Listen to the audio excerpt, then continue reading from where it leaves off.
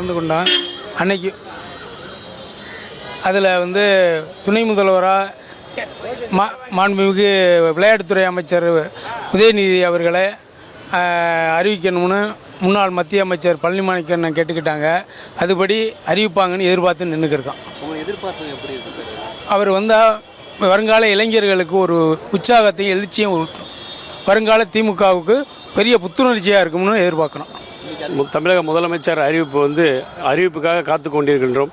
வருங்காலத்தில் இளைஞர்களுக்கு முன்னுதாரணமாக செயல்பட்டு கொண்டிருக்கிற விளையாட்டு மேம்பாட்டுத்துறை அமைச்சர் மாண்புமிகு உதயநிதி ஸ்டாலின் அவர்களை துணை முதல்வரை அறிவித்தால் தமிழகம் மட்டுமல்ல இந்தியாவே எதிர்பார்த்து கொண்டிருக்கின்றது. இன்னும் இளைஞர்களுக்கு இன்னும் ஒரு வாய்ப்பு கொடுத்தா இன்னும் மீண்டும் மீண்டும் மக்களுக்கு சேவை செய்ய வாய்ப்பு இருக்குது. ஆக தலைவர் உதயநிதி அவர்களை அமைச்சராகுவதற்கு நாங்களே எதிர்பார்த்துட்டு இருக்கிறோம்.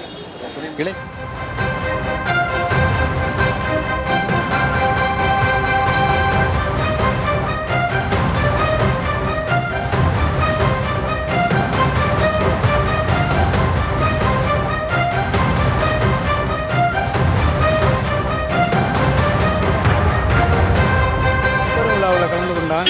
அன்னைக்கு அதில் வந்து துணை முதல்வராக மாண்புமிகு விளையாட்டுத்துறை அமைச்சர் உதயநிதி அவர்களை அறிவிக்கணும்னு முன்னாள் மத்திய அமைச்சர் பழனிமாணிக்கண்ணன் கேட்டுக்கிட்டாங்க.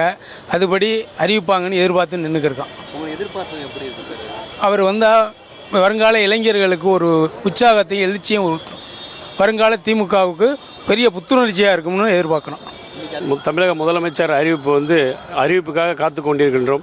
வருங்காலத்தில் இளைஞர்களுக்கு முன்னுதாரணமாக செயல்பட்டு கொண்டிருக்கிற விளையாட்டு மேம்பாட்டுத்துறை அமைச்சர் மாண்புமிகு உதயநிதி ஸ்டாலின் அவர்களை துணை முதல்வரை அறிவித்தால் தமிழகம் மட்டுமல்ல இந்தியாவே எதிர்பார்த்து கொண்டிருக்கின்றது. இன்னும் இளைஞர்களுக்கு இன்னும் ஒரு வாய்ப்பு கொடுத்தா இன்னும் மீண்டும் மீண்டும் மக்களுக்கு சேவை செய்ய வாய்ப்பு இருக்குது. ஆக தலைவர் உதயநிதி அவர்களை அமைச்சராகுவதற்கு நாங்களே எதிர்பார்த்துட்டு இருக்கிறோம். இளைஞர்களுக்கு ஒரு வாய்ப்பு. செய்திகளை உடனுக்குடனும் துல்லியமாகவும் தெரிந்து கொள்ள சப்ஸ்கிரைப் பண்ணுங்க.